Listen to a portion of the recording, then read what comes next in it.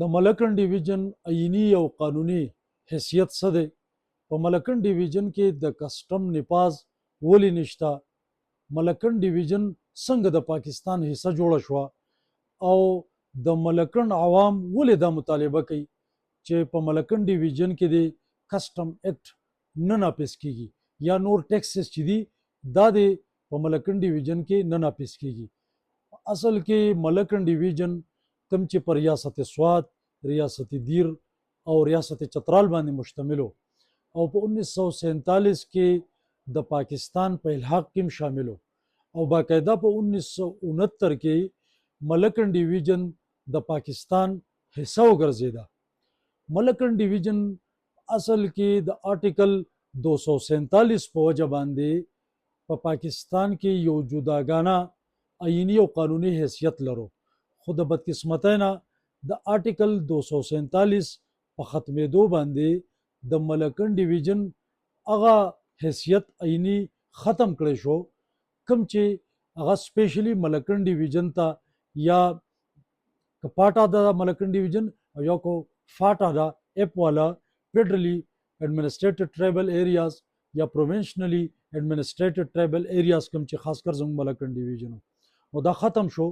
او د دې د ختمېدو باندې په ملکن کې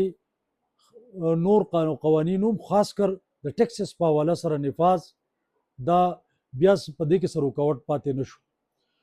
په ملکن ډیویژن کې کسټم ولې نو اصلي کې د پاکستان سره د شاملېدو په وخت باندې د آئینی او قانوني حیثیت په وجه باندې بل په ملکن ډیویژن کې د انفراستراکچر او د ترقۍ انتهایی محدود صورتحال په وجه باندې او د ملکن ډیویژن د امن و امان د بدامنۍ په حواله سره د لارو د سړکونو د کمی په وجه باندې او نور هم ډیر شی وجه وي چې په ملکن ډیویژن باندې د بهرحال د سکلونو د پاره د سو وخت لپاره د ټیکس نفاذ چوټ واده دی سره وشو. اوس په ملکن ډیویژن باندې د ټیکس نفاذ د ملکن ډیویژن د عوامو سره ظلم په دیو وجه باندې دی چې د ملکن ډیویژن په ټول ملک کې زیات خلک دا د ملکن ډیویژن دا په بار ملکونو کې دي او د ریمیټنسز په شکل کې په اربونو ډالر دا پاکستان ته د غي په وجه باندې راځي. په ملکن ډیویژن کې د سیر او سیاحت او دوبو ډېرې بهترینی مواقع په دې لحاظ سره چې دا غینه بجلی پیدا کېدی شي خو تر اوسه پورې پاغې کې څه پیشرفت نه دی شوی. دغه شانتې په ملکن ډیویژن کې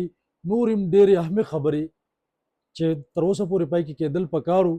خو د ترقۍ هغه کارونه لا نه دي شوي او د ملکن ډیویژن خلک آلریډي سیلز ټیکس وث هولډینګ ټیکس دغه شانتې په پیټرول او ډیزلو باندې لیوی ټیکس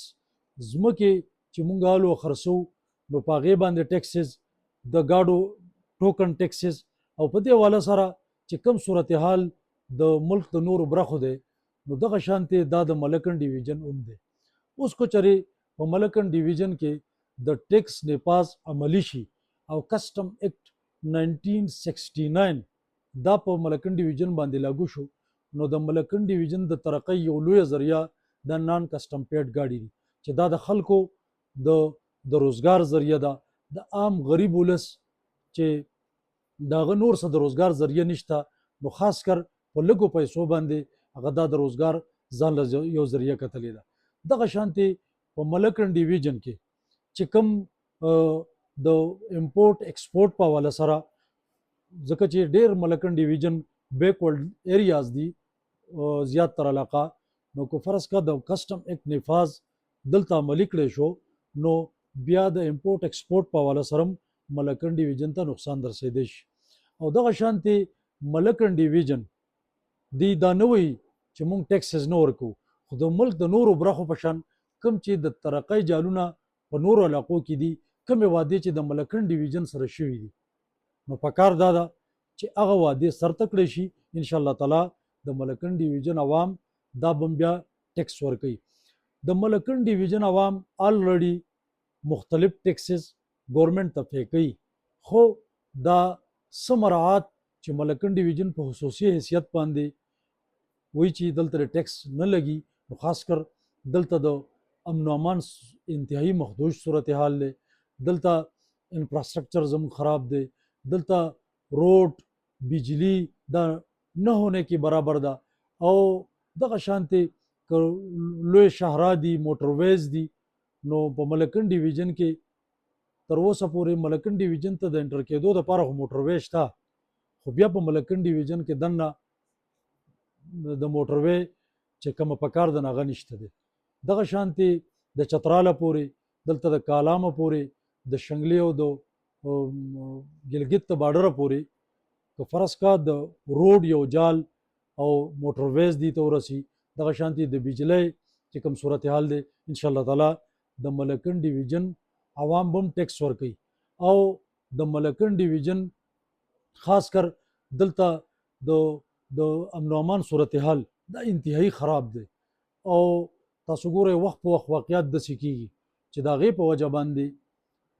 نقصانات ډیر زیات شوي دي. دغه شانتې قدرتي افات دا کتیر د بونیر سیلاب و، دغه شانتې که په سوات کې سیلاب و، او په مختلفو وختونو باندې ملکن ډیویژن کې چې قدرتي افاتو په وجه باندې کوم نقصانات شوي دي، نو دا په د ملک د نورو برخو باندې الله تعالی دې پې نه راولي دومره نقصانات د امن په حواله سره، د قدرتي په حواله سره دلته نه دي شوي. دیو جنا د ملکن ډیویژن عوام دا مطالبه کوي چې د ټیکس نفاذ څنګه چې په دې کې د ترقۍ د اجال او د انفراسټرکچر او د نورې خبرې سرته ورسي، ان شاء الله تعالی موږ به هم ټیکس ورکوو. جزاک الله، شکریہ.